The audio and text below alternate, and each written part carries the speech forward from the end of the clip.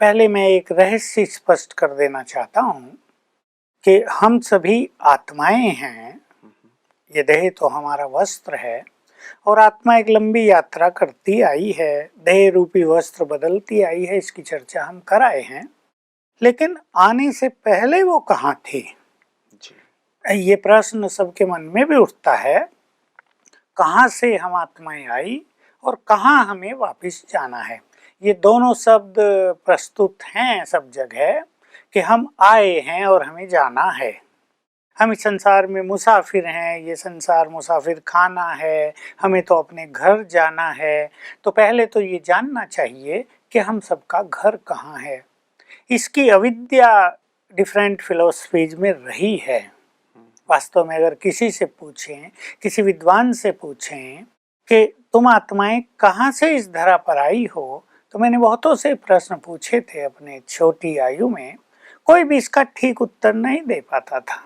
कोई तो कह देता आए कहाँ से, यही है ना, हम आना जाना क्या होता है। लेकिन जब आवागमन शब्द है जी, आने और जाने के चक्र से कोई छूटना चाहता है तो कहीं से तो आए हैं। जब भगवान के भी अवतरण की चर्चा है कि वो अवतरित होते हैं, वो आते हैं, तो कहीं से तो आएंगे। केवल ये कहने से तो काम नहीं चलेगा, यही यही है, सब कुछ यही चल रहा है। तो हमें इस सत्यता को जानना चाहिए। परमात्मा को भी त्रिलोकीनाथ कहते हैं।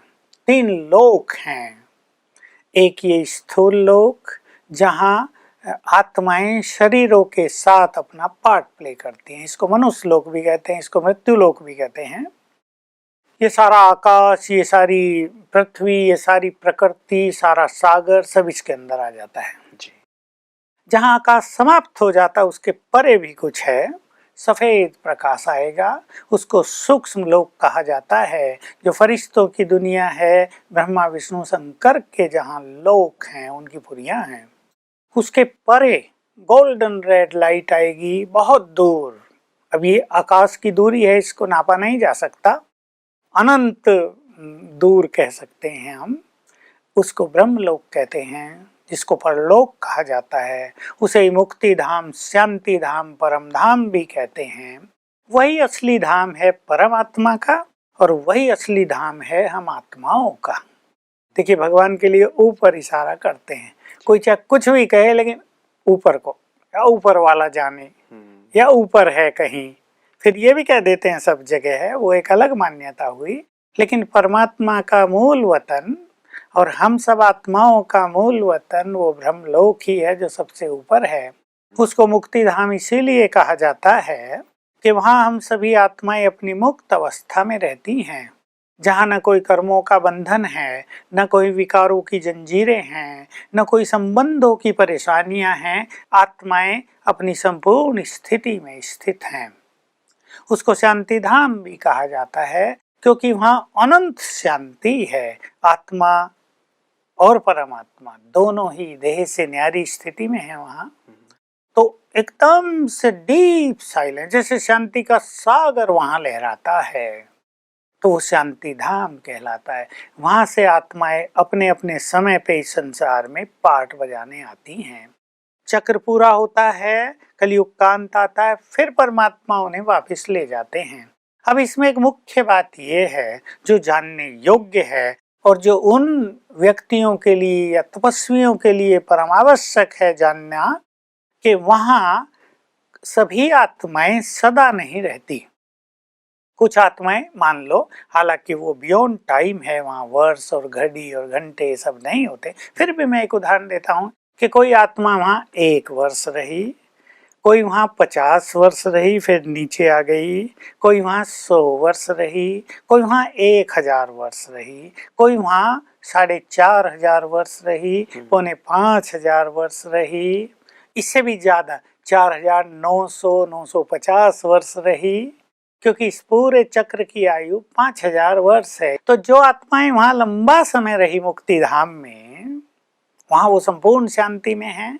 तो जब वो नीचे आती हैं, फिर मुक्ति की कामना करती हैं।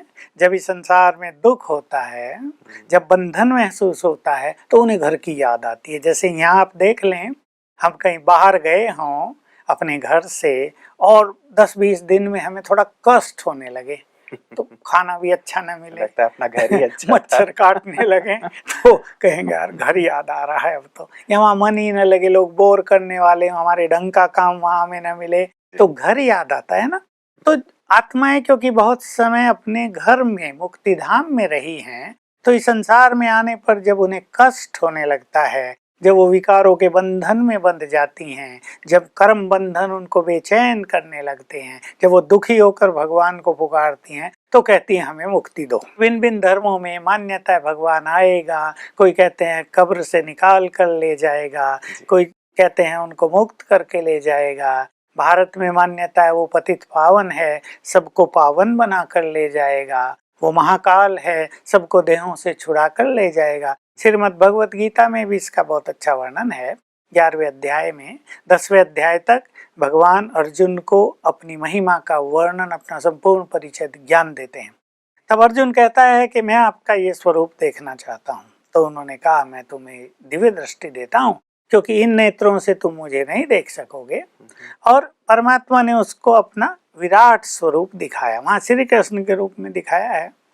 और विराट स्वरूप में एक चीज विशेष रूप से कही गई, उसने देखा अर्जुन ने कि पांडव सेना के बहुत सारे महारथी कौरव सेना के लगभग सभी काल के मुंह में जा रहे हैं। उसमें एक महाकाल भी दिखाया भगवान के विराट स्वरूप में। वो देखकर तो अर्जुन घबरा गया और तभी कहा मैं आपका ये रूप सहन नहीं कर सकता, मुझे अपना फिर से वो चतुर्भुज रूप दिखाइए, वो सुंदर रूप दिखाइए।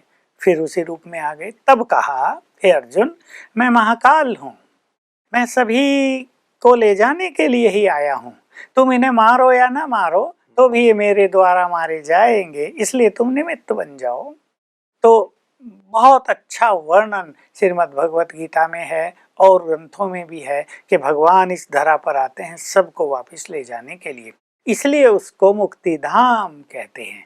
ये स्पष्टीकरण सभी विद्वानों के लिए भी आवश्यक है। आम व्यक्ति तो मुक्ति की बात सोचते कम हैं, पर इस संसार से दुखी होकर ये सोचते जरूर है भगवान यहाँ से ले चल, कहाँ ले चल ये पता नहीं, उठा ले, अब उठा के कहाँ ले जाए ये भी तो जानना आवश्यक है।